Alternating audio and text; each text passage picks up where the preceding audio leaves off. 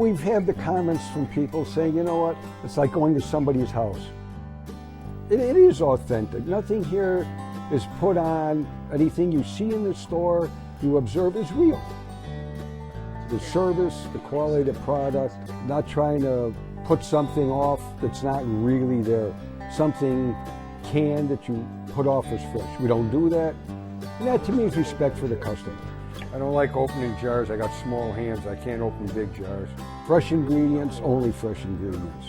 It takes more time in the preparation, to buy them, to process them the way you want them.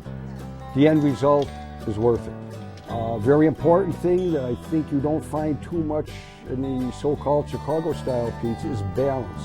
If you have 3 or 4 ingredients on the pizza, they should all be in balance. The crust, if you will, should be part of the pizza and not a platform to put the other ingredients on. I'm the only one that does it. I like it that way. I don't like people in my kitchen. As I say, it's small, and for 40 years it seems to have worked. And I'll stick with it.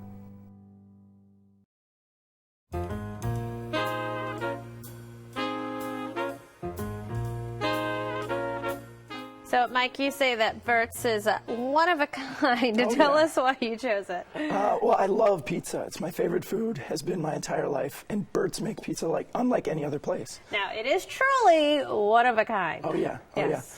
yeah. Well, it's sort of a pan-style pizza. Mm-hmm. The crust itself is caramelized. Burt, I think, put some cheese into the crust.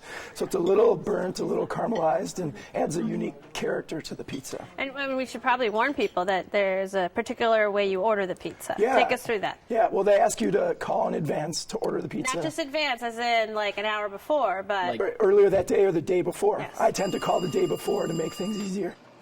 Burt's Place, can I help you? Because they order the ingredients fresh that day. Burt's has a special sausage that he has made that day. So if I were to show up, didn't know this, what was going to happen to me? They, depending on the night, generally they would say they wouldn't be able to seat you, but they may be able to offer you a takeout pizza later in the night. Okay, and we did tell everyone, because we knew this, we want to make sure you guys ate, so we let you know to order in advance. Yeah. So Aaron, how did you go about ordering your pizza? Well, we called in advance. When we showed up, we had ordered our pizza. Yeah. We didn't know about appetizers. We didn't order appetizers. Okay. So when we got there, we were 20 minutes early, and we asked. We said, could we get an order of cheesy garlic bread and an antipasta salad? The waitress stared at me and said, hold on, I'll be right back. She goes in the back. She comes out, and she says, Burt said to tell you you're pushing it, but he thinks he can accommodate you. So, but you do order your pizza in advance, so that means when you get there, it's out it's ready. And you know what? That for me, that's fine, because the upside to that is that you don't get the experience that you get in some Chicago pizza places where you go in, you order, you sit there for 45 minutes, and then your pizza comes out. Now, I'm not going to tell Burt how to run his business model, but he could sell a heck of a lot more beer. If I don't think anybody could tell Burt what to do. I don't think so either. Yeah, it's true. I think he's pretty much set in his ways. Exactly. But that's kind of what I like about it. It has character. It's a unique place. He does things his own way, and it's focused on quality. We're smaller. We don't make as much. We're not as big. We can't put as much out. But you know what? I'm proud of when I put it out on the table. When you sort of follow the rules and the instructions, it works out perfectly. Sonia, what do you think? Well, it definitely is unique, I have to say. I called ahead for the pizza. Actually, I called 2 days ahead because I was so freaked out that I was going to miss the deadline. So we got there, and we did also order appetizers, and we had the same experience where they were like, we'll see if Burt has time. We'll see if Burt has time, and then you can have appetizers. At the same time, they were really friendly. Like I went back, after the experience, really thinking, wow, these are some really nice people. So I didn't really have problem with the service. They just have their own way of doing things. Sonia, and that's you're right. how they like to do them. The servers themselves were wonderful. Yeah. It was fine. What about the pizza, though? What did you think of the pizza? The sausage, we got a sausage and bell pepper pizza. The sausage, you're right, I could have guessed that he had that made because it had a very unique flavor. It was wonderful. The sauce, incredible. Tasted like fresh garden tomatoes, was absolutely beautiful. He used tricolored peppers that were obviously sliced in the back. He wasn't popping open a plastic bag and scooping them out like you'd see at a lot of pizza places. We got 2 pizzas, actually. We got 2 smalls so we could kind of sample it. Yeah. We got a pepperoni and mushroom. Mushroom was good, excellent. Again, asymmetrical cuts, so you knew it wasn't like out of a can or anything. Yeah. The pepperoni was really good. I mean, it's not greasy, not too salty. Burt's was good. Very good. Sonia, what'd you get on your pizza? So I got the sausage with mushrooms, peppers, onions, sort of, just all the vegetables.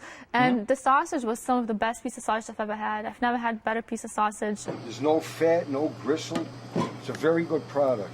Been using it for years, and even though it gets a little expensive occasionally, you know what? It's worth it.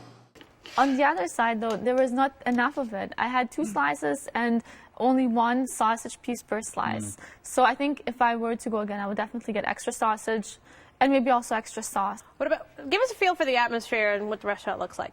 It's a unique atmosphere as well. I mean, there's radios all over the place, photos of people that have come, letters that they've written. Just sort of feels like your uncle's basement or something like that. And speaking of uncles, Burt himself, I say he looks like the last member of ZZ Top. Yeah. Yeah. I sort of think And I of mean that in a good way. Yeah, I love ZZ Top. But he's a super friendly guy. I mean, why you have to wait so long is they have a very small oven. Burt is the only one working the kitchen by himself. And they have to organize the pizzas because they're in there for an hour.